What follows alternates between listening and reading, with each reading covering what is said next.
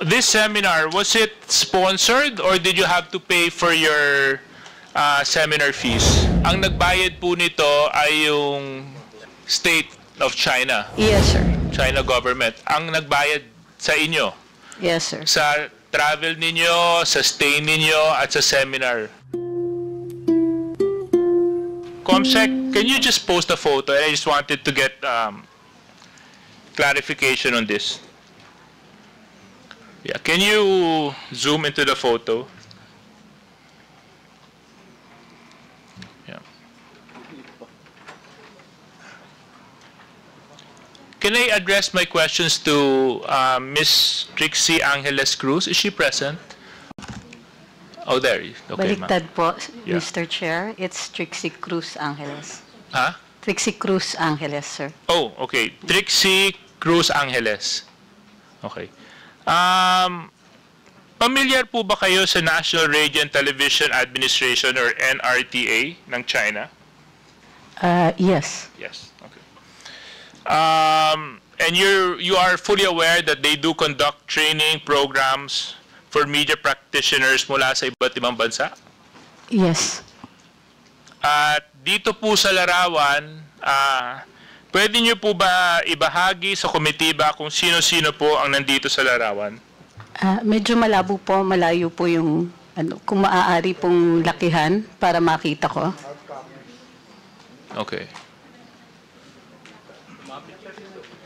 Yeah. Yan, malinaw na. Hindi, kasi dito malinaw. Pwede lumapit na siya. Pwede naman po kayo lumapit dito, Miss Angeles.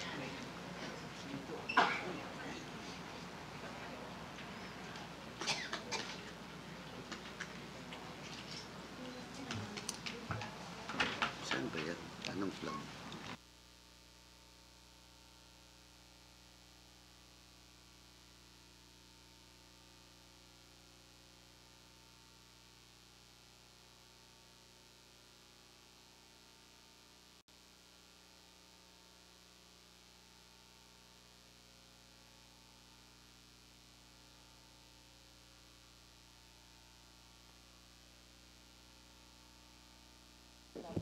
I can name some of them. Hindi ko na po maalala yung pangalan ng iba kasi it's been some time at hindi po kami magkakakilala lahat nung pumunta kami. So ang naaalala ko lang iyan si Miss Pia Morato who was speaking for the group. She's in front. Tuturo ko ba? Yes, please. Yes, please.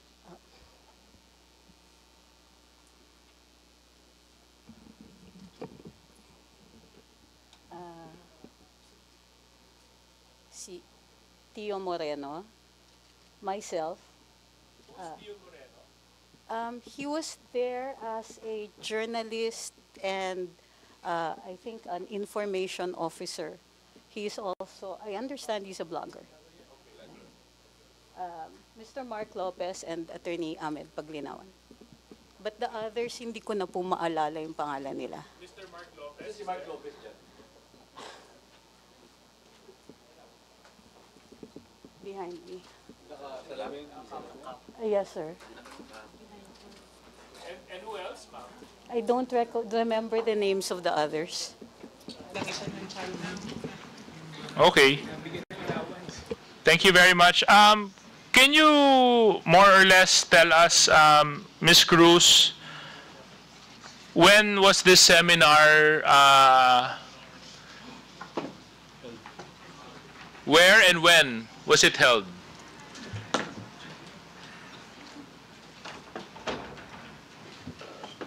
In China, on May 23rd to June 5th, 2023.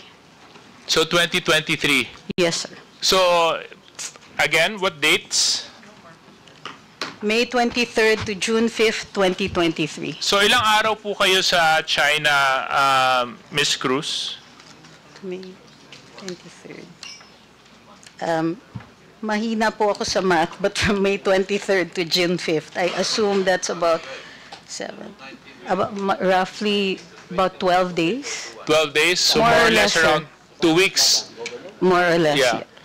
And this seminar, was it sponsored or did you have to pay for your seminar fees? This was sponsored. So, ang nagbayad po nito ay yung state of China, Yes, sir. China government. Ang nagbayad sa inyo, Yes, sir. sa travel ninyo, sa stay ninyo, at sa seminar. Okay. Paano po ba kayo naimbitahan para maging bahagi ng seminar? Through the Chinese embassy. Through the Chinese embassy. Pinili po kayo ng Chinese embassy. They conduct these regularly, I understand. There are others who are also invited from the mainstream media.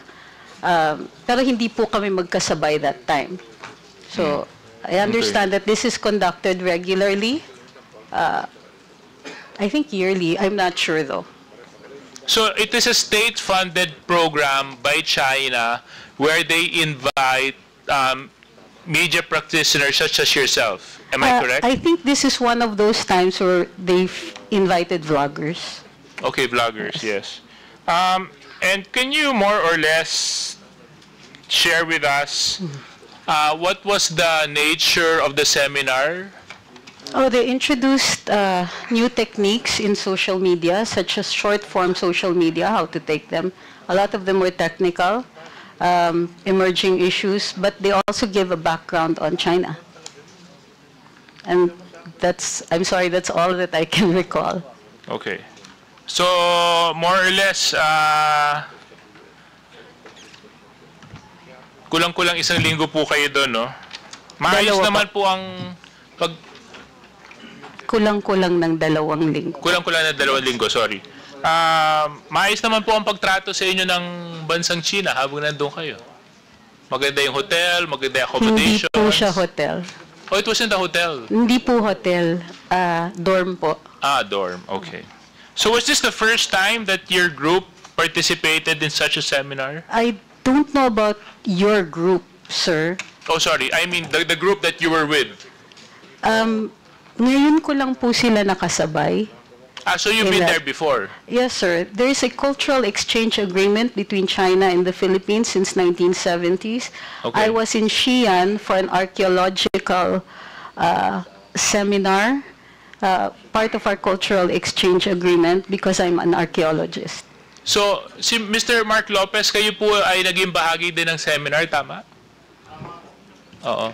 Naka-ilang bisita na po kayo o naka-ilang seminar na po kayo dito sa state-funded activity ng China? Sir, yan lang po yung na-attendan ko po. Again? Yan lang po ang na-attendan ko. Ito lang po yung nadaluhan ninyo? Okay. Yes, sir. Sir, pa-correct lang po. Yung punta ko sa Xi'an was a conference Yeah. on okay. cultural property. Would you think that the seminar that you attended affected your perspective or the work that you do? Ako po o si Mr. Mark Lopez? Kayo Myself? po, Miss Cruz. Kasi yun naman No. po yung layunin ng mga seminars, di ba? Para mas palawakin ang inyong pag-unawa, mas pagalingin kayo sa trabaho na ginagampanan ninyo. So sa Pagdating palagay niyo po ba nakatulong ang mga seminars na ito sa trabahong ginagampanan ninyo? Abogado po ako at ang isang dalubhasa, I think, sa cultural conservation. So yung seminar, it includes a history of China, which also includes an understanding of the area. Matagal ko na pong napag-aralan yon. So medyo yung iba doon, ulit na. Pero ang bago ay yung short form, yung pagturo nila ng short form type of video, which is a technical, parang technical na seminar yon, na tinuturuan kung paano gumamit ng ibang mga platforms at yung pagturo ng appreciation ng short form. Ang short form po, yun po yung mga reels, yung mga TikTok, at saka yung 1-minute videos ng YouTube. Okay.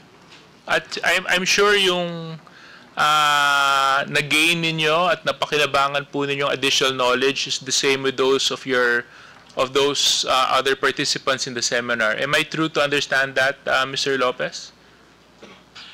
Am I correct to understand that? Mr. Chair, yung akin pong takeaway dun po sa seminar na yun is that it's just an appreciation po how China media works. Okay. And from the other participants in today's hearing, were there other individuals there? Kayo po. Okay. Hindi ko po kasi kayo nakilala sa litrato. Sino po kayo? Have you taken your oath?